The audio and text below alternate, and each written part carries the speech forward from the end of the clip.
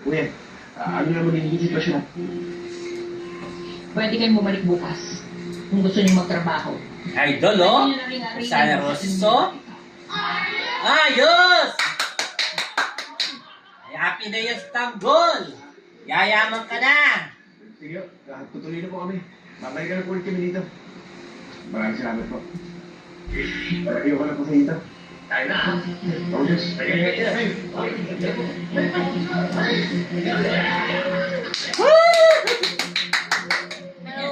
Happy na yun!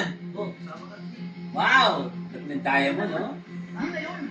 Iba klase ka talaga mag-usap pa ng tol. Okay pa yung nyo. Kasi mag-celebrate na tayo. Oh, sama ako tanggol!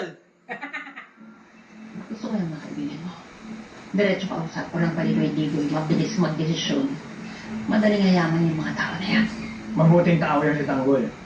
Huwag mo lang tarantaduhin yan. Dahil babalikan ka niya. Tama! Kaya nga siya ang ginusto kong maging kasosyo. Alam ko malaking maitutulong nila sa atin. At itong diamante ito, dahil dito, mas lalong yayaman tayo.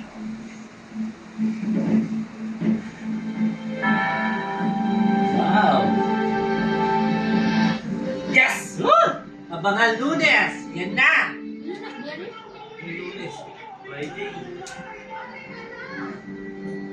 Ano na? She is in a coma. Hindi namin bababayaan ang pasyente. Maraming salamat sa iyo. Mas wala lang sa iyo kung sa misyon. Grabe ka naman, David! Hindi na naman natanggulin natin. Pero malapit na kayo magsama. Yan! Sige! Gising! Woo! Wow! May bagong mukha na naman, no? Ano ba yung babae ng iyong sakit? Ano plano mo? Hindi sa atin makakawala yan. Huwag kang umarap, baka sabayin ka. Ang ganda-ganda mo. Parang natar ka lang pala. Paano kung nahuli kami ng pulis? Eh ano naman, siguro may mga atraso kayo, no? Mga wanted kayo, no? Gusto mo sumunod kayo sa polis? Hindi wow!